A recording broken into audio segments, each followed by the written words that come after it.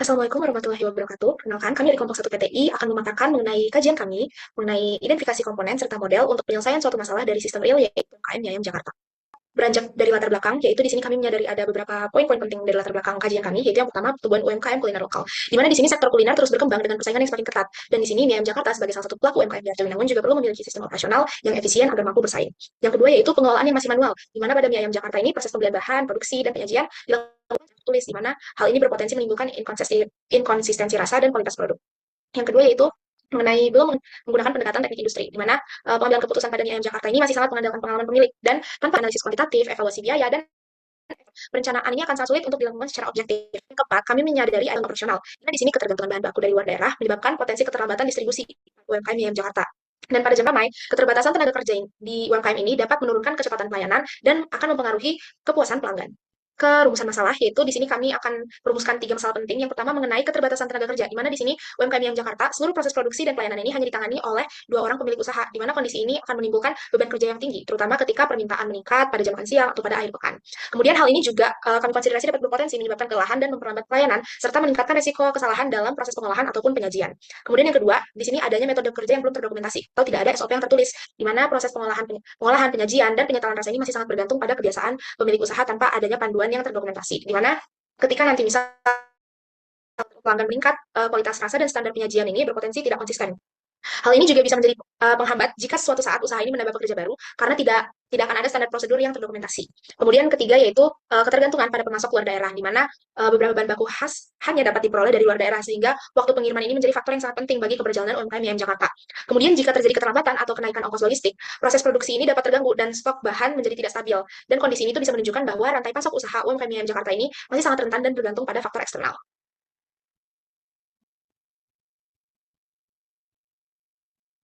Oke, selanjutnya berdasarkan rumusan masalah yang telah kami identifikasi tadi, kita beranjak ke tujuan kajian, yaitu di sini ada 5 tujuan utama, yaitu yang pertama menganalisis permasalahan operasional dan manajerial yang terjadi dalam aktivitas harian UMKM yang Jakarta berdasarkan pendekatan teknik industri. Yang kedua yaitu menentukan komponen sistem yang bermasalah, serta menyusun model pemecahan yang sesuai dengan kebutuhan dan kemampuan pemilik usaha UMKM yang Jakarta.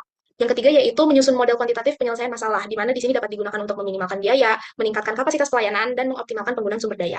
Ada pula yang keempat untuk merancang solusi terintegrasi, di mana meliputi aspek tenaga kerja, rantai pasok, metode kerja, keuangan, dan pemasaran. Dan yang terakhir yaitu ada mengembangkan rencana implementasi yang berkelanjutan agar solusi yang dihasilkan ini dapat diterapkan secara berkelanjutan dan memberikan dampak operasional yang nyata.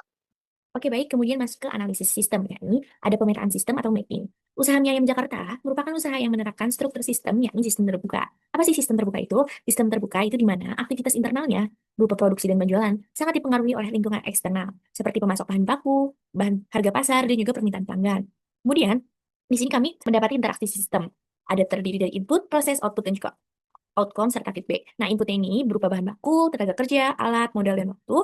Terus prosesnya ada mulai dari persiapan bahan, produksi, penyajian, hingga pelayanan pelanggan, outputnya, yang diharapkan yakni mie ayam yang siap saji dan juga kepuasan pelanggan, outcome-nya yakni bahan baku, tenaga kerja, alat modal, dan waktu, serta yang terakhir feedback, yakni keluhan pelanggan saat antrian panjang, rasa yang berubah, serta kendala berupa bahan baku. Kemudian lanjut ke lingkungan sistem. Di sini dibedakan menjadi dua, ada internal dan juga eksternal. Internal itu yang dari dalam, seperti struktur organisasi yang kecil, budaya kerja yang kekeluargaan, serta sumber daya yang terbatas. Sedangkan dari segi eksternal, yakni ketergantungan pada pemasok luar daerah, fluktuasi harga bahan baku, dan juga tingkat persaingan lokal. Nah, ada pula identifikasi simptom. Apa sih simptom itu? Simptom dan root cause itu sebetulnya berbeda. Karena kalau simptom sendiri itu mengacu pada gejala, sedangkan root cause itu untuk mencari akar penyebab dari masalah itu sendiri.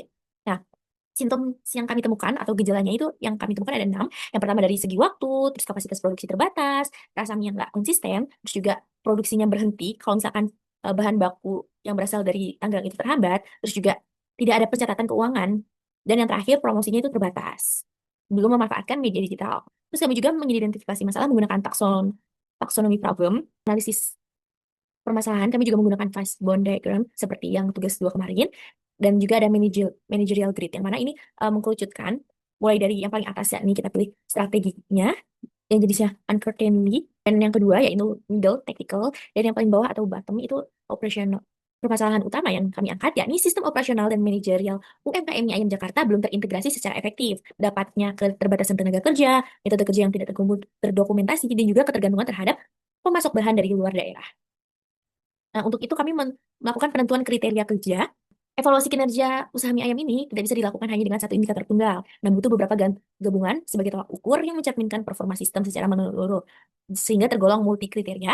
Nah, untuk level of manajemennya sendiri, yakni operational level, yang mana berfokus pada pelaksanaan kegiatan harian, seperti produksi, pelayanan, dan juga pengelolaan bahan baku. Nah, ini ada 6 kriteria yang kami tinjau. Untuk itu, evaluasi sistem yang baik tidak hanya sekedar menilai efisiensi biaya, tetapi juga efektivitas operasional, serta dampak jangka panjang terhadap daya saing usaha. Komponen model. Berdasarkan dari identifikasi masalah sebelumnya, kami memilih satu model kuantitatif yaitu EOQ atau Economic Order Quantity. Nah, kami memilih ini untuk mengatasi masalah optimasi persediaan bahan baku yang selama ini menyebabkan tingginya biaya inventory. Nah, setiap model pasti memiliki komponen model, jadi kami di sini akan membahas komponen model dari model yang kami pilih. Yang pertama itu ada performance kriteria. Pada model ini kami memilih untuk berfokus pada upaya meminimalkan total biaya persediaan yang mencakup biaya pemesanan dan biaya penyimpanan. Nah, yang kedua ada decision variable. Nah, itu berupa jumlah pemesanan optimal yang akan ditentukan untuk mencapai efisiensi biaya persediaan. Yang ketiga ada constraint. Di model kami itu mencakup keterbatasan kapasitas penyimpanan dan ketersediaan modal kerja yang dapat digunakan untuk investasi persediaan. Nah, yang keempat ada parameternya itu. Parameternya sendiri itu terdiri atas data kuantitatif seperti tingkat permintaan bahan baku, biaya pemesanan, serta biaya penyimpanan atau biaya pengantaran. Nah, yang terakhir ada logical relationship atau yang menggambarkan hubungan matematis antara variabel keputusan, parameter, dan kriteria kinerja dalam menentukan total biaya persediaan minimum. Nah, model ini berfungsi sebagai alat bantu untuk mengambil keputusan untuk menentukan kebijakan pengadaan bahan baku yang lebih efisien untuk mie ayam Jakarta. Kayak misal belinya harus berapa minggu sekali atau sekali beli harus berapa banyak yang harus dibeli untuk memaksimalkan keuntungan namun meminimalkan modal yang ada. Untuk selanjutnya adalah formasi model dari EOQ. Nah, model dari economic order quantity ini diterapkan untuk optimalkan pengelolaan persediaan bahan baku utama di terutama pada UMKM yang Jakarta yang kita pilih. Model ini dipilih karena sesuai dengan karakteristik permasalahan yang dialami yaitu masalah inventory. Ada permintaan bahan baku yang relatif stabil dan dapat diprediksi, lalu adanya biaya pemesanan dan biaya penyimpanan yang signifikan dan keterbatasan modal kerja dan kapasitas penyimpanan. Nah, formasi model EOQ sendiri ada dua perhitungannya yaitu fungsi EOQ dan frekuensi pemesanan. Variabelnya ada D yaitu tingkat permintaan bahan baku per periode, S biaya pemesanan per pesanan, H biaya penyimpanan per unit dalam bentuk rupiah per unit per minggu, dan IOQ yaitu kuantitas pesanan. Rumusnya yaitu Q atau IOQ sama dengan akar dari dua tingkat permintaan bahan baku dikali biaya pemesanan dibagi dengan biaya penyimpanan per unit. Nah, untuk frekuensi pemesanannya dibuat D dibagi IOQ atau D dibagi Q. Kami buat perhitungannya per minggu. Nah, selanjutnya dari semua perhitungan yang sudah kami lakukan dari 5 bahan baku yang ada, dapat disimpulkan bahwa dari bahan baku yang pertama itu tepung mie, permintaannya ada 11 kg per minggu, IOQ-nya 10,13 kg, frekuensi pemesanannya ada 1 kali per minggu, dan biayanya per minggu adalah sebesar 303.900. Untuk dada ayam, permintaannya ada 3,5 kg per minggu, IOQ-nya 13,36 kg, frekuensi pemesanannya adalah 1 kali setiap 4 minggu, biayanya sebesar 133.600. Lalu untuk kecap asin, permintaannya sebagai 1 item per minggu, IOQ-nya 3,16 item, frekuensi pemesanannya ada 1 kali setiap 3 minggu, dengan biaya 31.423. Lalu untuk merica, permintaan yang dibutuhkan adalah 12 kg per minggu, dengan IOQ 6,73 kg, frekuensi pemesanan adalah 1 kali setiap 3,4 minggu, dan biayanya sebesar 101.000. Lalu untuk bahan terakhir yaitu kaldu jamur, permintaannya sebesar 12 item, IOQ-nya 24 item, dan frekuensi pemesanan 1 kali setiap 2 minggu sebesar 120.000. Untuk penyelesaian masalah, di sini kita punya 3 faktor yang memang vital. Itu ada faktor biaya, waktu, sumber daya. Dan ini sudah dianalisis melalui Fishbone, di mana ada metode atau tools untuk memecah masalah. Dan ini saya menampilkan solusi terkait. Jadi yang pertama ada faktor biaya atau inventory, atau IOQ. Nah, ini itu solusinya menerapkan model economic order quantity yang guna untuk menentukan jumlah pemesanan bahan baku yang bisa meminimalkan total biaya persediaan. Selanjutnya ada faktor waktu, yaitu solusinya adalah menggunakan model antrian atau queuing theory, yaitu menganalisis laju pelayan dan waktu tunggu agar kapasitas sistem dapat sesuai nih dengan kebutuhan aktual. Selanjutnya ada faktor sumber daya atau kapasitas atau LP. Nah, solusinya apa? Itu menerapkan model linear programming atau LP untuk apa? Pengoptimalisasian alokasi sumber daya terbatas agar efisiensi total tercapai. Nah, yang selanjutnya ada analisis model. Nah, di sini dari model yang sudah dibuat oleh teman saya sebelumnya saya mencoba untuk analisis, dan saya menemukan untuk lebih lengkapnya ada di Word, ada di apa yang kami buat di Docs, dan saya mencontohkan satu yang memang saya pecah menjadi sensitivitas, interpretasi, dan validasi untuk analisis tersebut. Nah, analisis ini menggunakan apa sih? Analisis ini menggunakan RAC atau root cause, dan selanjutnya ada solusi. Nah, analisis ini dilakukan untuk menilai sejauh mana model mampu merepresentasikan kondisi nyata dan bagaimana hasilnya terhadap variasi parameter. Yang pertama IOQ atau biaya persediaan. Nah, sensitivitasnya adalah perubahan kecil pada biaya penyimpanan atau H atau biaya pemesanan sangat mengaruhi IOQ. Misalnya kenaikan H menurunkan kuantitas optimal, sedangkan kenaikan S menaikannya. Interpretasinya apa? Yaitu persediaan sensitif terhadap fluktuasi harga sewa gudang dan biaya transportasi, sehingga pemantauan periode sangat diperlukan. Untuk validasinya, yaitu hasil perhitungan IOQ dibandingkan dengan data aktual menunjukkan penurunan total biaya sebesar kurang lebihnya 15%. Ini mana ini membuktikan efektivitas dari model tersebut.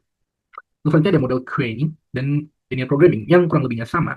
Dan jika ditarik kesimpulan adalah ketiga model memiliki karakteristik yang saling melengkapi. IOQ memperbaiki efisiensi biaya, queuing mengatur sistem efisiensi waktu, dan LP mengoptimalisasikan efisiensi sumber daya. Namun, seluruh model tetap bergantung pada validitas data dan asumsi linear sistem, sehingga evaluasi berkala wajib dilakukan. Jadi, dari tiga model tersebut ini, Ketika dievaluasi lebih lanjut, itu harus lebih berkala. Karena apa? Bisa jadi relevan, bisa jadi sudah tidak relevan. Nah, yang selanjutnya adalah sintesis solusi integral. Nah, ini sebenarnya dari ketiga model tersebut atau dari permasalahan kita ini diintegrasikan. Jadi ada tiga, yaitu yang pertama ada aliran keputusan, di mana Yoki memberikan output berupa jadwal, kuantitas, pemesanan bahan baku optimal. Output dari queuing dan data kapasitas kemudian menjadi parameter dalam linear programming untuk menentukan alokasi tenaga kerja, waktu, dan modal dan semua keputusan tetap visible dan efisien. Yang kedua ada keterkaitan dinamis sistem, ini mana diintegrasikan ketika permintaan meningkat, sistem nantinya akan menunjukkan peningkatan, maka hasil dari LP dapat mengarahkan tambahan sumber daya agar pelayanan tetap optimal tanpa menaikkan biaya persediaan secara signifikan. Yang selanjutnya ada jika biaya penyimpanan naik, IOQ yang menurun, dan LP akan menyesuaikan prioritas alokasi modal untuk pemesanan lebih sering, namun jauh dalam jumlah yang lebih kecil. Selanjutnya ada output sintesis integral, yang dimana sistem persediaan menjadi adaptif terhadap perubahan permintaan dan biaya, tidak ada kelebihan stok, tidak terjadi penurunan produksi, dan penggunaan tenaga kerja dan modal tetap. Rencana implementasi dengan pendekatan PDCA. Nah, PDCA ini kan ada plan, do, act, dan take dan action. Jadi untuk yang tahap plan, rencana tindakan yang akan dilakukan adalah menyusun SOP produksi dan pelayanan untuk mengurangi variasi proses, menetapkan AOQ dan safety stock untuk bahan-bahan masak, lalu mendesain alur antrian efektif serta food preparation sebelum jam ramai. Lalu yang terakhir adalah mengatur kembali alokasi waktu kerja berbasis LP atau linear programming agar tidak terjadi bottleneck. Nah, targetnya di sini adalah terjadinya SOP yang tersusun, lalu rencana pemesanan yang sesuai AOQ, serta alur antrian yang lebih efektif. Jadi untuk tahap do, rencana tindakan yang kita akan lakukan adalah menerapkan SOP harian, lalu melakukan pemasanan sesuai model AOQ, serta menerapkan sistem antrian baru dan pre-cooking sebelum buka. Jadi pre-cooking ini adalah di mana UMKM Ayam Jakarta ini menyiapkan makanannya sebelum buka untuk berjualan. Nah, di sini targetnya adalah sistem berjalan dengan sesuai rancangan awal. Oke, lalu ada tahap cek. Jadi rencananya adalah untuk mengukur waktu tunggu rata-rata pelanggan. Jadi setelah dilakukan semua solusi-solusi dan penerapan model berikut itu kita ukur ulang waktunya, lalu mengevaluasi ulang total cost sebelum dan sudah AOQ, lalu memantau tingkat efektivitas tenaga kerja pada jam sibuk. Di sini targetnya adalah waktu tunggu pemesanan turun, lalu biaya untuk persediaan pun turun, serta tingkat aktivitas kerja itu meningkat. Lalu yang terakhir ada action. Jadi untuk di action, rencana tindakannya adalah menyesuaikan SOP jika ditemukan kesalahan pada sebelum-sebelumnya, lalu menetapkan kebijakan persediaan dan pelayanan sebagai prosedur yang tetap, lalu untuk melakukan evaluasi bulanan untuk PDCA berikutnya. Jadi untuk action ini emang targetnya sistemnya ini dapat terlaksana stabil serta berkelanjutan untuk kedepannya. Nah, untuknya selanjutnya ada antisipasi dampak manajerial. Jadi beberapa dampak manajerialnya adalah sebagai berikut. Perubahan kebiasaan kerja akibat SOP itu antisipasinya dapat berupa briefing rutin dan SOP dibuat satu halaman agar diikuti. Jadi ini sebenarnya lebih ke antisipasi untuk dampak-dampak yang sekiranya akan terjadi atau ada gitu di masa depan atau di masa yang datang setelah dilakukannya solusi-solusi yang kita jelaskan sebelumnya. Nah, lalu di sini ada action plan-nya. Untuk minggu 1, action-nya kurang lebih adanya penyusunan SOP, output-nya adalah SOP usaha, dan indikator adalah kualitasnya akan lebih konsisten. Lalu untuk minggu berikutnya, kita akan ada action penerapan AOQ dan pencatatan stok. Di sini output ada stok stabil dan indikator adalah biaya persediaan turun. Untuk minggu selanjutnya ada implementasi alur antrian dan food preparation, yang dimana akan meningkatkan waktu antrian hingga antrian lebih lancar. Lalu untuk minggu keempat, lebih ke evaluasi dari semuanya, PDCA dan SOP. Di sini bisa mungkin kalau ada kesalahan bisa dibuat SOP yang baru yang ujung-ujungnya mungkin tingkat efektivitas akan meningkat juga. Lalu untuk bulan-bulan selanjutnya atau bulan 2 dan bulan 3 itu lebih ke monitoring dari segala pencatatan dan penjualannya di sini agar semua data-data itu transparan. Lalu untuk bulan keempat dan seterusnya bisa dilakukan sebuah promosi digital agar penjualan meningkat dan kedepannya pelanggan pun akan lebih banyak. Mengenai kesimpulan dari kajian yang telah kami paparkan, yaitu di sini pertama pastinya permasalahan utama yang sudah teridentifikasi jelas, di mana berdasarkan hasil kajian kami terdapat 3 permasalahan inti yang mempengaruhi kinerja operasional, yaitu serta ketergantungan bahan baku dari luar daerah, di mana ketiga faktor ini saling berkaitan dan berpotensi menghambat efektivitas proses produksi. Yang kedua yaitu mengenai model kuantitatif yang mampu meningkatkan efisiensi. Berdasarkan penerapan model dapat mengoptimalkan bahan baku dan menekan biaya persediaan hingga sekitar 15%. Yang kedua yaitu model antrian atau queuing dapat mengurangi waktu tunggu pelanggan pada jam sibuk hingga 40%. Kemudian linear programming yang dapat membantu mengalokasikan optimal. Yang ketiga yaitu ada pula perbaikan yang tidak bisa dilakukan secara parsial, di mana ketiga aspek ini perlu diperbaiki secara bersamaan, karena memperbaiki hanya satu bagian saja tidak cukup untuk meningkatkan performa sistem secara keseluruhan. Kemudian juga dibutuhkan integrasi antara tenaga kerja, prosedur operasional, inventory, dan pelayanan. Yang keempat ada pula di sini PDCA yang mendukung continuous improvement, di mana perbaikan yang dilakukan secara bertahap ini dapat memastikan perubahan agar perubahan tersebut dapat dievaluasi dan disesuaikan. Dan tahapan plan, do, check, action ini memungkinkan sang pemilik menguji solusi dan memperbaikinya secara berkelanjutan. Kemudian ada pula yang terakhir itu mengenai potensi peningkatan daya saing, di mana jika semua langkah ini diterapkan secara konsisten, maka diyakini bahwa usaha UMKM Ayam Jakarta ini mampu menjaga kualitas produk, meningkatkan kepuasan pelanggan, dan mempertahankan keberlanjutan bisnis dalam jangka panjang. Oke, sekian pemaparan mengenai kajian kami. Kurang lebihnya mohon maaf. Wassalamualaikum warahmatullahi wabarakatuh.